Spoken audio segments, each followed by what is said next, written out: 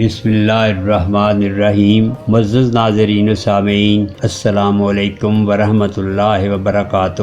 میں ہوں منیر حسن، آپ کا میزبان، ایک نئے موضوع کے ساتھ جس کا عنوان ہے صلاۃ-ے-تسبیح کی فضیلت۔ رسول اکرم صلی اللہ علیہ وسلم نے اپنے چچا حضرت عباس بن مطلب سے فرمایا، اے میرے چچا، کیا میں آپ کی خدمت میں ایک گراں قدر عطیہ اور ایک قیمتی تحفہ پیش کروں؟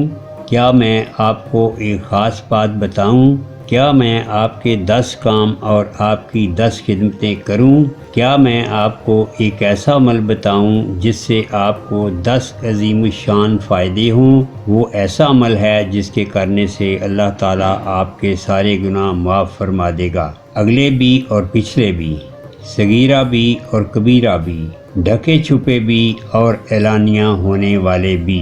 وہ عمل صلاۃ-ے-تسبیح ہے۔ میرے پیارے چچا، اگر آپ سے ہو سکے تو یہ نماز روزانہ پڑھیں، اگر روزانہ نہ پڑھ سکیں تو ہر جمعے کے روز پڑھ لیا کریں، اور اگر یہ بھی نہ ہو سکے تو کم از کم زندگی میں ایک دفعہ پڑھ لیں۔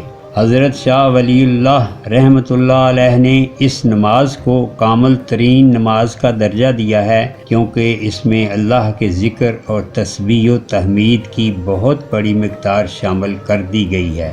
ایک اور موقع پر رسول اکرم صلی اللہ علیہ وسلم نے اپنے ایک صحابی عبداللہ بن عمر رضی اللہ تعالی عنہ کو صلاۃ-ے-تسبیح پڑھنے کی تلقین کرتے ہوئے فرمایا، تم اگر بالفرض دنیا کے سب سے بڑے گناہ گار ہوگے تو بھی اس کی برکت سے اللہ تعالیٰ تمہاری مغفرت فرما دے گا۔